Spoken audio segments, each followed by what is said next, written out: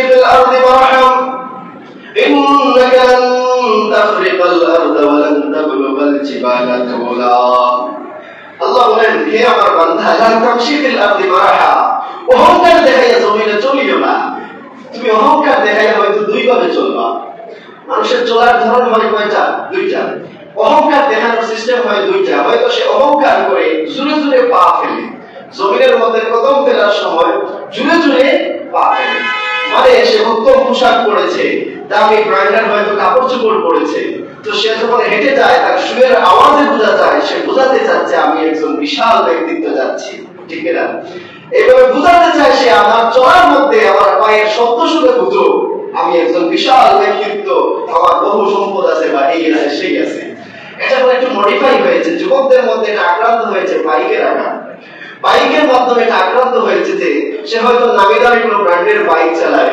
আর রাস্তা দিয়ে যাওয়ার সময় এমন স্পিডে যাবে কিংবা এমন সাউন্ড করে এমন হর্ন করে যাবে যেন আপনি শুনেই বুঝতে পারেন যে আমি বিশাল কেউ যাচ্ছি সারা বাজারের মানুষ হয়তো তাকে গালি দিচ্ছে তার এই স্পিডের কারণে সারা বাজারের মানুষ হয়তো বিরক্ত হচ্ছে তার হর্নের কারণে সাউন্ডের কারণে কিন্তু সে বোঝাতে চাচ্ছে আমি বিশাল কেউ সাউন্ড করে চলার সময় পায়ের শব্দ দিয়ে মানুষকে বোঝানো আমি অহংকারী আল্লাহ বলেন বান্দা তুমি তো অহংকার দেখাতে চাচ্ছ জোরে শব্দ করে তুমি নিজেকে অহংকারী বড় প্রমাণ করতে চাও তো তোমার জোরে শব্দ দেখো না ইন্নাকা লান তাখরিকাল আরদা যত জোরে আমার জমিনে তুমি কদম ফেলো না কেন তুমি পরাস্ত হবে আমার জমিনকে ফাটাতে পারবে না আমার জমিন ফেটে যাবে না জোরে বলেন সুবহানাল্লাহ আমি আল্লাহ জমিন বানিয়েছি এটা বড় মজবুত জমিন তুমি যত জোরে ধর্ম করে তুমি জমিনের মধ্যে পদাচরণ করো জমিন তোমাকে গ্রাস করবে তুমি জমিনকে ফাটাতে পারবে না অথবা অন্য দল আছে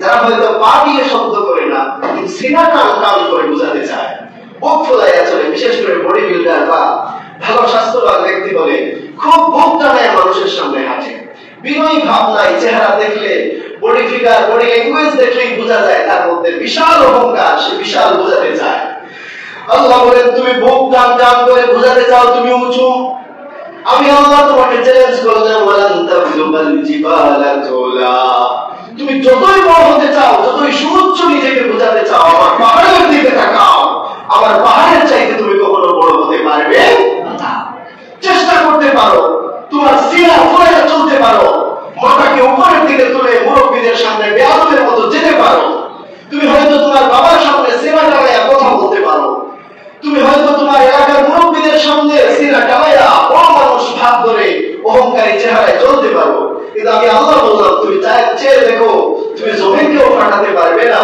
আর পাহাড়ের সমান উচ্চতাও তোমার কোনদিন হবে না তোমাকে অহংকার প্রদর্শন করার কোন মানে থাকে না রাসূলুল্লাহ সাল্লাল্লাহু আলাইহি ওয়াসাল্লাম বলেন আল্লাহু আযজা ওয়া জাল আল্লাহ পাক রব্বুল আলামিন হাদিসে কুদসির মধ্যে বর্ণনা করেন আল্লাহ বলেন আল কিবরিয়া উরদাই অহংকার হচ্ছে আমি আল্লাহর চাকর জোরে বলেন সুবহানাল্লাহ আল্লাহ বলেন ওয়াল আযমাতু ইজারি বড়ত্ব মহত্ব এটা আমি আল্লাহর লুঙ্গি স্বরূপ আল্লাহর কোনো দেহ নাই অঙ্গ নাই আল্লাহর লুঙ্গির প্রয়োজন নাই আল্লাহর চাদরের প্রয়োজন নাই আল্লাহ আমাদেরকে বোঝাচ্ছেন যে অহংকার করা গর্ববোধ করা বড়ত্ব দেখানো এটা আমি আল্লাহর সিফত আমি আল্লাহর গুণ আমি আল্লাহর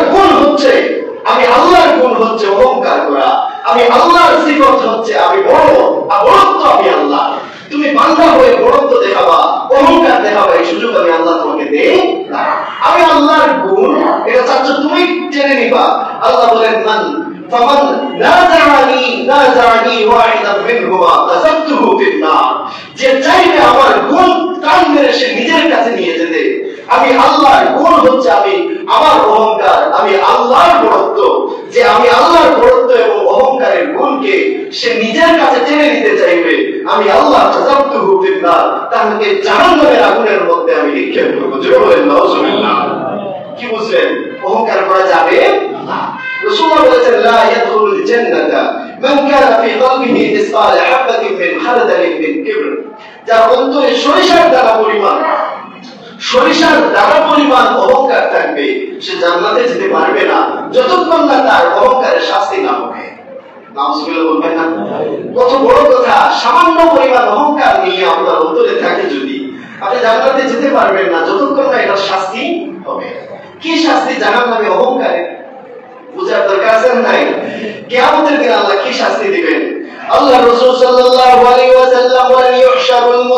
ইউকাব্বিরুনা ইয়াওমাল কিয়ামাতি আমসাল আয-যারর। আল্লাহ পাক রব্বুল আলামিন কিয়ামতের দিন অহংকারীদেরকে তুলবেন, অহংকারীদেরকে জমায়েত করবেন, তাদের সাইজ হবে পিপিলিকার সাইজের মতো।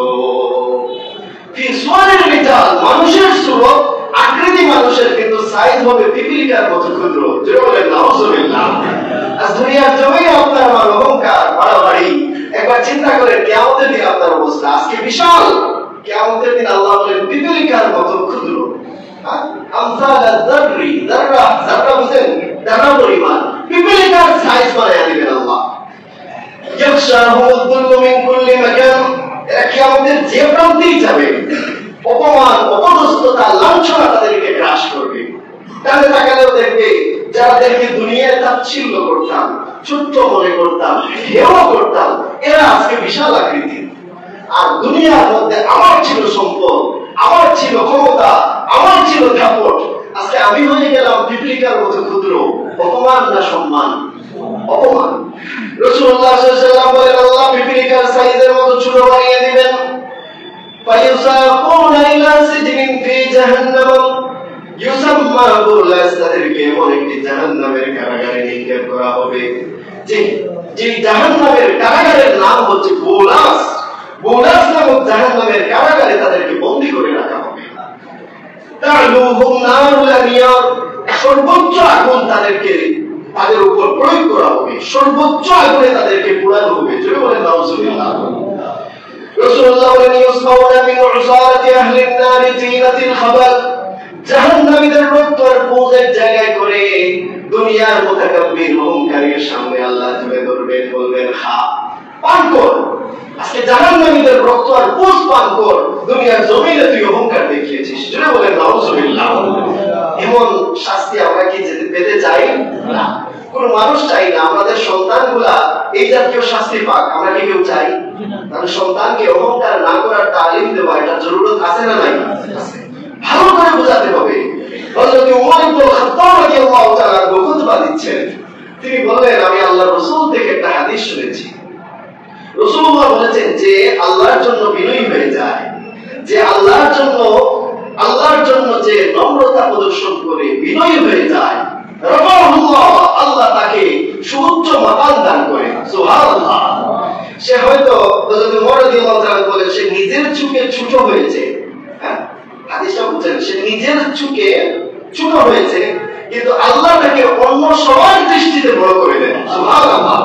আপনি নিজেকে ছোট করবেন, আল্লাহ অন্য সবার সামনে আপনাকে বড় করে দিবেন। যার মধ্যে যত বিনয় আল্লাহ তাকে তত বড় করে দেন। সুবহানাল্লাহ। হযরত ওমর ইবনে খাত্তাব রাদিয়াল্লাহু তাআলা বলেন আর যে নিজেকে অহংকার প্রদর্শন করে, ছোট হতে চায় না, বড় হতে চায়, বড় চেয়ার চায়, বড় সম্মান চায়, অহংকার প্রদর্শন করে, হযরত ওমর বলেন সে নিজের চোখে বড় হয়েছে, নিজেকে বিশাল লাটসাপ মনে করতেছে, নিজের চোখে বড় হয়েছে, কিন্তু দুনিয়ার সবার চোখে সে কুকুর এবং শুয়োরের চাইতে নিকৃষ্ট হয়ে গেছে। যে নিজেকে তাকাব্বুরি করে সে হেঁটে যায়, মানুষ হয়তো তাকে সম্মান করে। মুখাফাতা শাররিহি, রাসূলুল্লাহ বলেছেন কিয়ামতের আগে একদল মানুষকে সম্মান করা হবে, তার অনিষ্টা থেকে, তার ক্ষতি থেকে বাঁচার জন্য মানুষ ডরে ভয়ে সম্মান করবে। তো হয়তো এই মুতাকাব্বিরকে সম্মান করে মানুষ কেন সে ক্ষতি করবে যদি সম্মান না করে, কিন্তু সে যখন পাশ দিয়ে চলে যায়, অতিক্রম করে, তখন মানুষকে কুকুর শুয়োরের চাইতেও নিকৃষ্ট শব্দে গালি দেয়। ভালোবাসে না। বুঝতে হবে আপনি মুতাকাব্বির, আপনি মুতাকাব্বির, আপনার জন্য কঠিন শাস্তি, দুনিয়ারও শাস্তি, আখিরাতের শাস্তি। না সম্মানের জিন্দেগি পাবেন, না আখিরাত পাবেন, দুইটাই বরবাদ হয়ে যাবে। তো অহংকারী করে চলা যাবে না। লোকমান হাকিম তাই বলেন লা তামশি ফিল আরদি মারহা, বাবা তুমি জমিনে চলার সময় নম্র হয়ে চলো, কোনোভাবে অহংকার দেখায়া, সিনা টানায়া, উচ্চ পদধ্বনিতে তুমি মানুষকে অহংকার দেখাইয়া চলিও না। অহংকার প্রদর্শনের আরেকটা সূরত রাসূলুল্লাহ সাল্লাল্লাহু আলাইহি ওয়াসাল্লাম বলেন, কোন ব্যক্তি যদি টাকনোর নিচে কাপড় পরিধান করে, সে অহংকার প্রদর্শন করে হাঁটলো, টাকনোর নিচে কাপড় পরিধান করে কেউ হাঁটলো, তার মানে সে কি করলো? অহংকার প্রদর্শন করে হাঁটলো। রাসূলুল্লাহ বলেন ইজারাতুল মুসলিমি ইলা নিসফিস সাক, এক মুসলমানের লুঙ্গি বা প্যান্ট থাকবে তার পায়ের নলার মধ্যখানে, হাঁটু থেকে টাকনু পর্যন্ত যে পায়ের নলি আছে, সেই পায়ের হাড্ডির মাঝখানে থাকবে তার লুঙ্গি বা তার প্যান্ট।